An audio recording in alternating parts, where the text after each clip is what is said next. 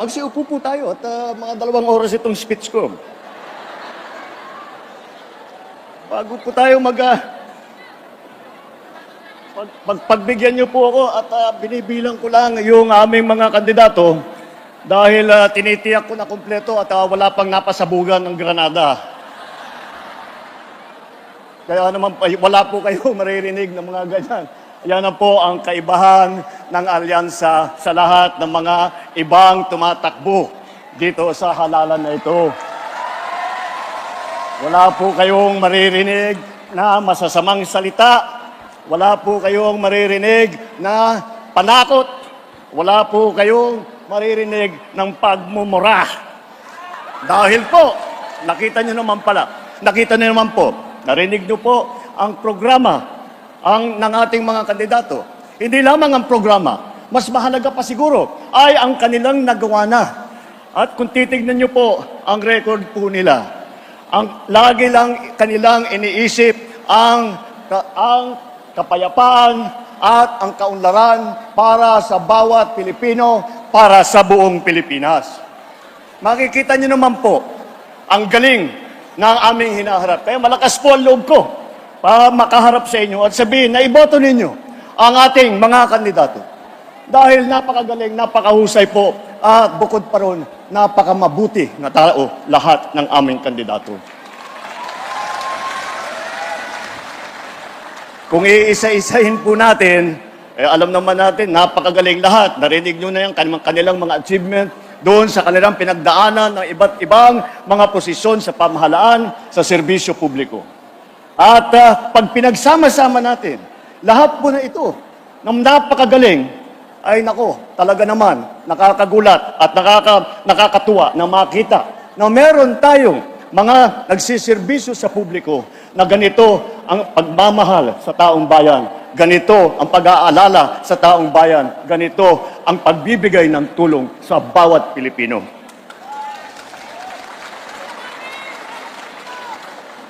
Tignan po natin ang ating grupo dito. Baka hindi po nyo nabibilang. Sabihan ko sa inyo, 8 po sa kanila ay naging senador na.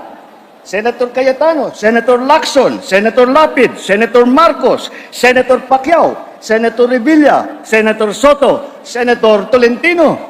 Lahat po yan, dumaan na sa Senado. Kaya naman po, pagka nailuklok na sila sa kanilang posisyon bilang senador ulit, ay makikita po natin, hindi na po sila kumakapa-kapa sa kanilang trabaho. Alam na po nila kung ano yung gagawin. Alam na po nila ano ang pangangailangan ng tao dahil habang buhay na silang nagseserbisyo sa inyong lahat. 7 naman ang nanggaling sa House of Representatives na naging congressman. Nandito po, naging congressman Abalos, Congressman Binay, Congressman Cayetano, Congressman Marcos, Congressman Pacquiao, Congressman Tulfo, at Congressman Villar.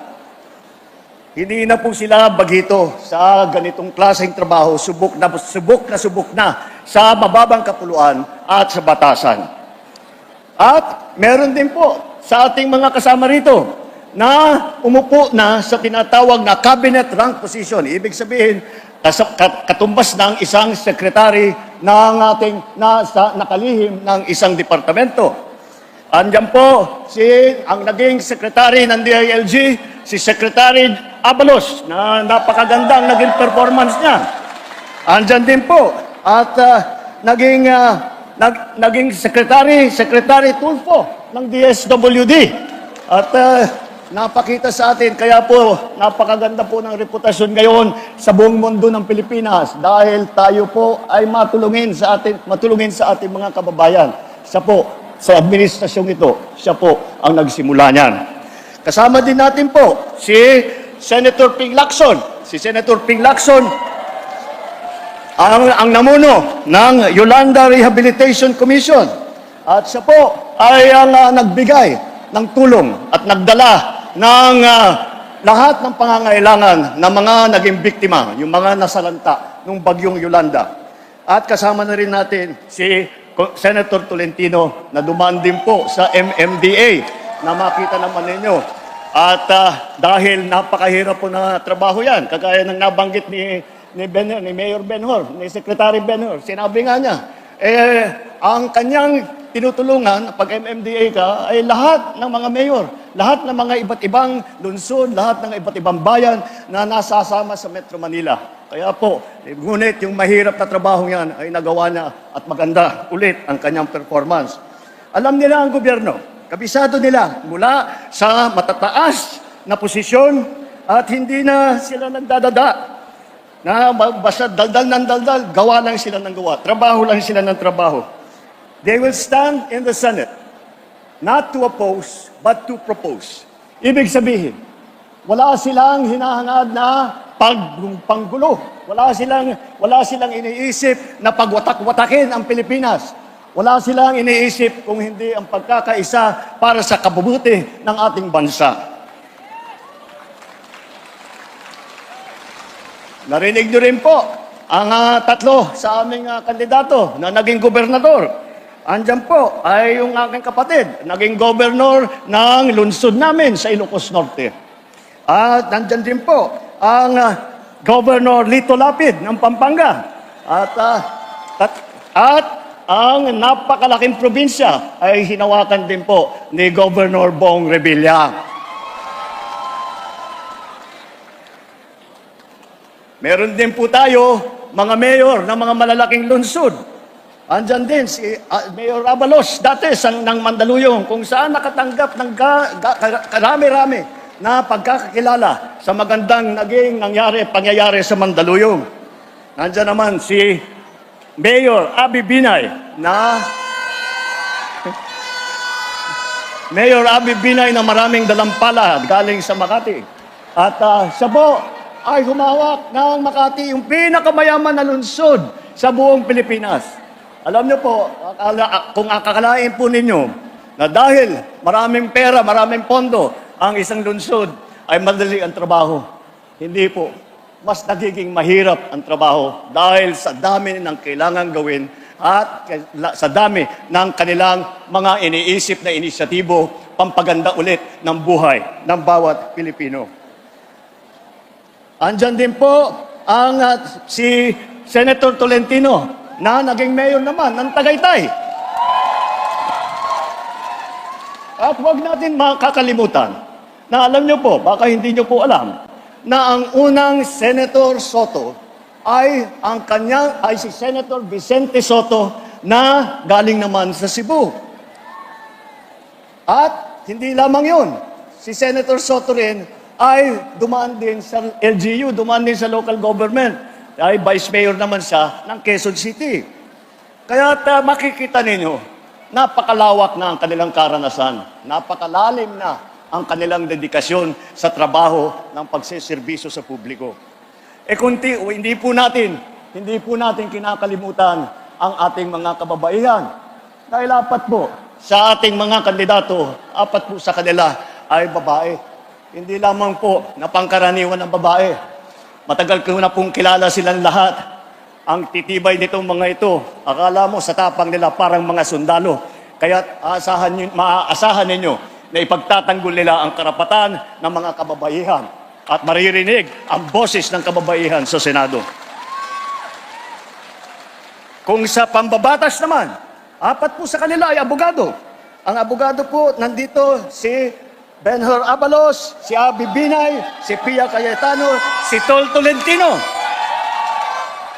Puro po magagaling na abogado, sanay na sanay sumulat ng magagandang batas na hindi na kailangan pag-aralan ang mga bagong pangangailangan, ngunit alam na nila dahil nasubukan na nila at nadaanan na nila.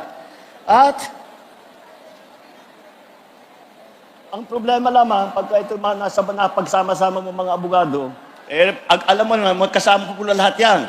At laging magandang usapan. Hanggat napunta ang usapan na nagtatalo sila kung sino yung pinakamagaling na abogado. Yun lang naman ang problema. At sa panggagaling sa iba't ibang lugar ng Pilipinas, tignan po natin kung saan sila po nanggaling. Unahin po natin, si Senator Manny Pacquiao ng Bukidnon, Sarangani at Jensan. At si Erwin Tulfo naman na Dabawenyo ay siya'y lumaki sa Davao Oriental at sa Sulu. kung saan na destino ang kanyang ama na naging bayani ng Pilipinas. Ang nanay naman namin ni Aimee ay, alam nyo naman siguro, si Imelda, 100% waray po. At alam natin, baka hindi nyo po nalalaman na ang mga ninuno ni Camille Villar, sila po ay nanggaling sa Iloilo, mga Ilonggo po. Mga kababayan, malinaw po sa kanilang pagtalumpati at sa kanilang mga pinapanalangin para sa ating bansa na kung ano ang direksyon ng alyansa. Ito ay ang kaunlaran. Hindi pag-aaway-away, hindi ang pag-aapi. Ang kailangan po natin ay mag-unlad, hindi po nananakot at nagsisisigaw. At ang kailangan po natin ay solusyon, hindi po ang mga maiinit at maanghang na salita na wala namang kinalaman at wala namang kabuluhan. Ang mga kandidato ng alyansa ay kasama natin sa pagtataguyod ng interes ng kapakanan ng bawat Pilipino. Ipaglalaban natin ang ating soberanyo at karapatan sa pamamagitan ng diplomasya at dignidad. Hindi natin isusuko ni isang pulgada ng ating teritoryo at hindi tayo kailangan sumunod sa kahit na sinong mga dayuhan na kahit ano pang sabihin nila. Tayo po ay may ganap na karapatan at dapat makinabang sa yaman ng ating sariling bayan. Sa laban kontra naman sa krimen at droga, hindi natin kailangan dumaan sa madugong solusyon. Wala kaming paniniwala na ang solusyon ay kailangan pumatay ng libong-libong Pilipino. May tamang paraan para tiyakin ang kapayapaan at kaayusan. At yun ay sa pamamagitan ng mga maayos na batas, epektibong pagpapatupad ng mga malalakas na suporta sa ating mga pulis at lokal na pamahalaan. Sa ekonomiya naman, at sa trabaho, hindi natin kailangan umasa sa iligal na mga industriya tulad ng Pogo na naging pugad ng krimen at karahasan. Ang solusyon po ay tunay na trabaho, disenteng sweldo at suporta sa maliliit at sa mga nangangailangan. Kaya tayo na, magkaisa muli tayo kagaya ng ating ginagawa kapag tayo'y nahaharap sa krisis, magkaisa po tayo at sabay-sabay natin tulungan, suportahan at iboto ang alyansa para sa bagong Pilipinas. Mabuhay ang Pasay! Mabuhay ang Metro Manila! Mabuhay ang alyansa!